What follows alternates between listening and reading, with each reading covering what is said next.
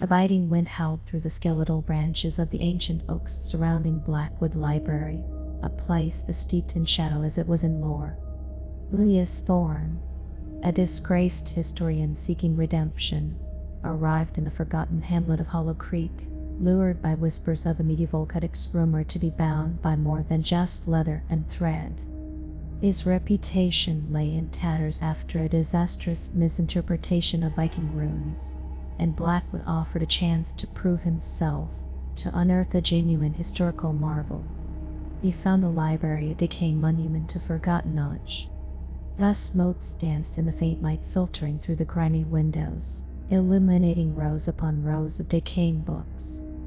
A librarian, a gaunt woman named Miss Abigail Croft, with eyes that seemed to hold centuries of sorrow, greeted him with a chilling indifference.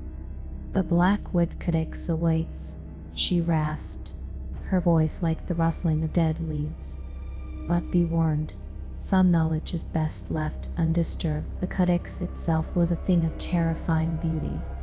Bound in blackened oak and clasped with iron, its pages were filled with meticulous script and disturbing illustrations. "Oh yes," ignoring Miss Croft's ominous warning, began his work. He meticulously translated the laden text, uncovering a collection of medieval curses, each more horrifying than the last. They were not mere threats, but intricate spells designed to inflict suffering upon anyone who dared to steal or damage a book belonging to Blackwood. The curses promised boils, madness, plague, and even eternal damnation. As Silas delved deeper, a growing unease settled upon him. He felt watched, sensed whispers in the silence. The air grew cold, and the shadows seemed to lengthen and wreath. He dismissed it as exhaustion, the product of long hours spent poring over ancient texts. But then the disappearances began.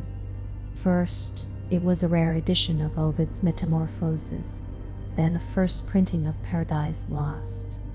Scroft remained impassive, but Elias felt a growing dread. One night, working late, Elias heard a faint scratching sound. He turned to see a shadowy figure flitting between the bookshelves. It was gaunt, almost skeletal, with hollow eyes that burned with an unholy light. A spectral hand reached out and caressed the spine of a missing book.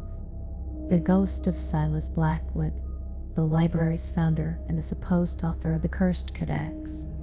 The rumors were true, he thought. A wave of icy terror washed over him. He was a prisoner here, bound to the will of Blackwood's dark secrets. He tried to leave, to escape the library's suffocating atmosphere, but the doors were locked, the windows sealed. He was trapped.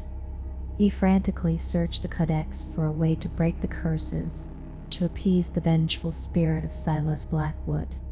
He found a ritual, a complex series of incantations and offerings, but it required the sacrifice of something of immense personal value. He realized with a sinking heart that the sacrifice was his reputation, his ambition, the very thing that had brought him to Hollow Creek.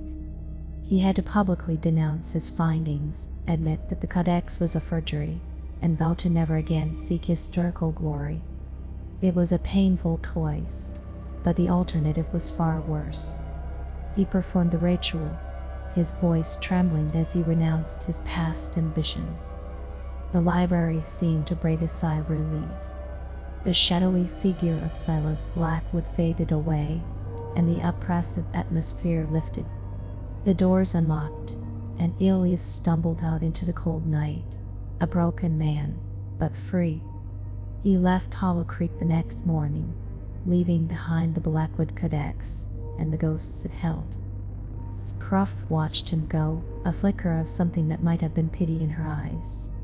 Blackwood Library remained, a silent sentinel guarding its secrets, waiting for the next unsuspecting soul to wander into its cursed embrace. Years later, a young, ambitious historian named Anya Sharma arrived in Hollow Creek, drawn by rumors of a medieval codex. The cycle begins anew, forever bound by the bindings of Blackwood Library.